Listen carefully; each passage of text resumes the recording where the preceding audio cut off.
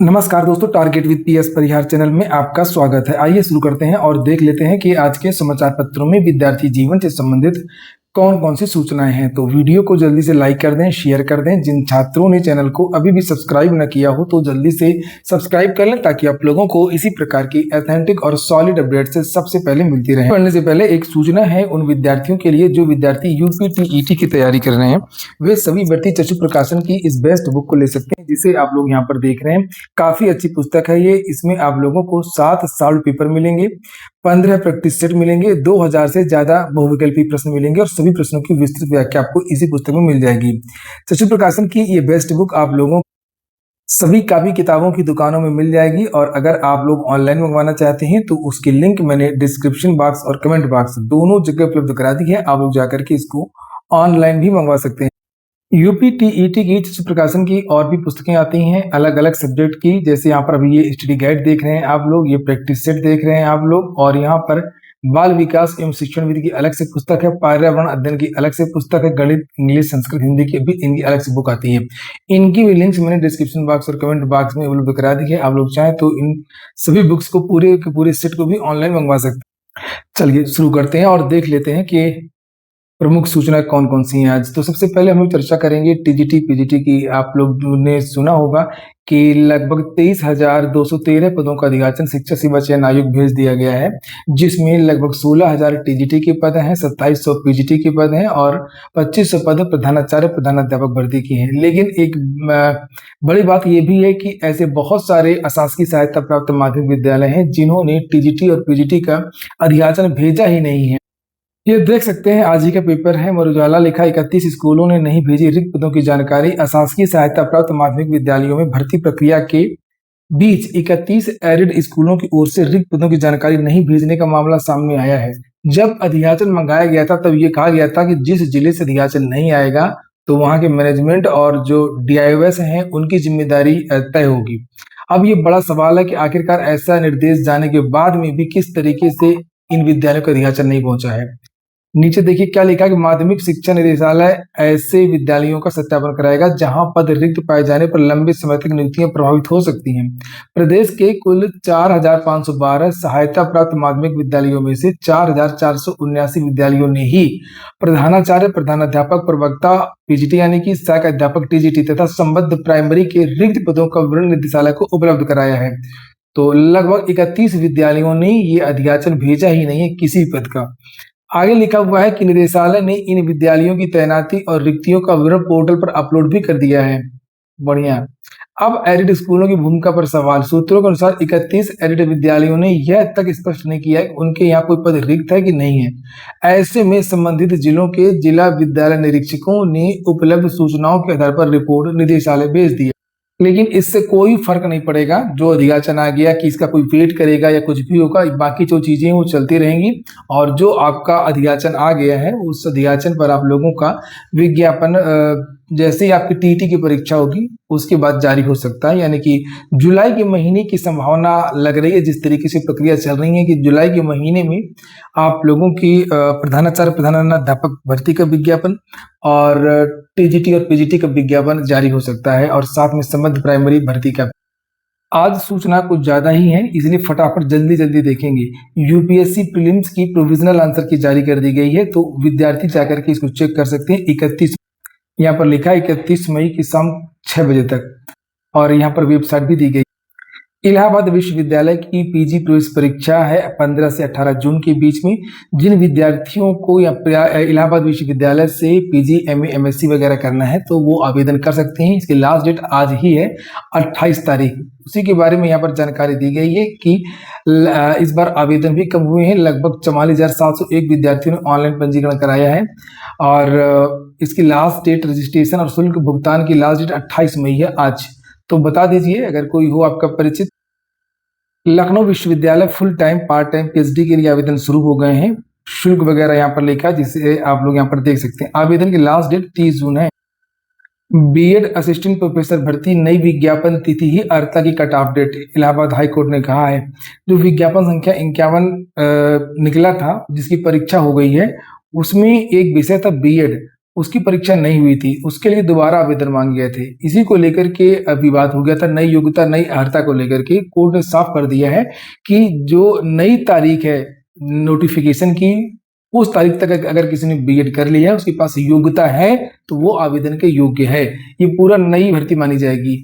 यहाँ पर ये देखिए लिखा है कि कोर्ट ने असिस्टेंट प्रोफेसर बीएड भर्ती में कट ऑफ डेट बदलने की मांग वाली याचिका निस्तारित कर दी है और कोर्ट ने निर्देश दिया है कि प्रतिस्पर्धा के लिए कट ऑफ डेट नई विज्ञापन तिथि यानी 28 अप्रैल 2026 होगी। इस तिथि तक जो भी अभ्यर्थी योग्य है 28 अप्रैल तक वे विद्यार्थी यहाँ पर आवेदन कर सकता है। और वहीं पर अब बात करते हैं जीडीसी एग्जाम, उत्तर प्रदेश लोक सेवा आयोग की जो परीक्षा है असिस्टेंट प्रोफेसर भर्ती की 31 तारीख को बहुत सारे विद्यार्थी ये मांग कर रहे थे कि ये परीक्षा 31 को ना कराई जाए। उसका कारण ये था कि 31 तारीख को एक तो बीएड की परीक्षा थी और दूसरा जो बड़ा कारण वो था बहुत दूर दूर परीक्षा केंद्रों को बनाए जाना। इतनी भीषण गर्मी में प्रयागराज, प्रतापगढ़ आदि के विद्यार्थियों को मेरठ, मुरादाबाद भेज दिया गया है। विद्यार्थी इसका विरोध कर रहे थे और उसके बाद से तुरंत उनको लौटना होगा और टीजीटी पीजीटी देना होगा। शिक्षक भर्तियों के विद्यार्थी हैं और अपने विषय के विशेषज्ञ होते हैं और उन सभी भर्तियों में ये सम्मिलित होते हैं जिसमें उनका विषय होता है, जैसे टीजीटी हो गया, पीजीटी हो गया, असिस्टेंट प्रोफेसर हो गया। तो इसको लेकर मैंने कल बताया भी था। प्रतियोगी छात्र प्रतिनिधिमंडल के शीतला प्रसाद ओझा ने कल अधिकारियों से वार्ता भी की थी, लेकिन आज जानकारी ये मिली है कि असिस्टेंट प्रोफेसर भर्ती जीडीसी की जो परीक्षा वो अपने तय समय पर होगी। तो सभी विद्यार्थी अपना तैयारी करें जाने की और परीक्षा स्थगित नहीं होगी। स्थगित होना होता तो पहले ही हो जाती, और चूंकि कोई बहुत बड़ा आधार नहीं था परीक्षा स्थगित करने का, एक आधार था बीएड वाला, और गर्मी में या परीक्षा बहुत दूर है, इसकी वजह से कभी परीक्षा स्थगित नहीं होती है। क्योंकि बहुत सारे ऐसे एग्जाम होते हैं जिनकी एग्जाम सेंट्रल की जो भर्तियां होती हैं यूपी के विद्यार्थियों को सेंटर कभी महाराष्ट्र जाता है, कभी उत्तराखंड जाता है, कभी कहीं जाता है। एसएससी की, रेलवे की आपने वैकेंसी के बारे में देखा होगा।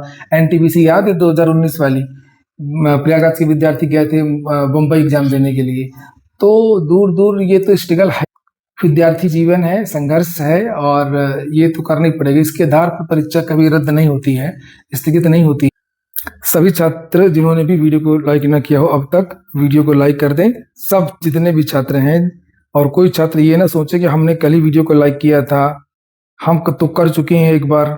ये सब नहीं, रोज करना है, जितनी बार वीडियो देखना है हर बार वीडियो को लाइक करना है। और जो भी विद्यार्थी सरकारी भर्तियों की तैयारी कर रहे हैं उत्तर प्रदेश की खास तौर से, सभी विद्यार्थी इस चैनल को जरूर फॉलो कर लें, सब्सक्राइब कर लें। इस चैनल के बारे में सबको बताएं।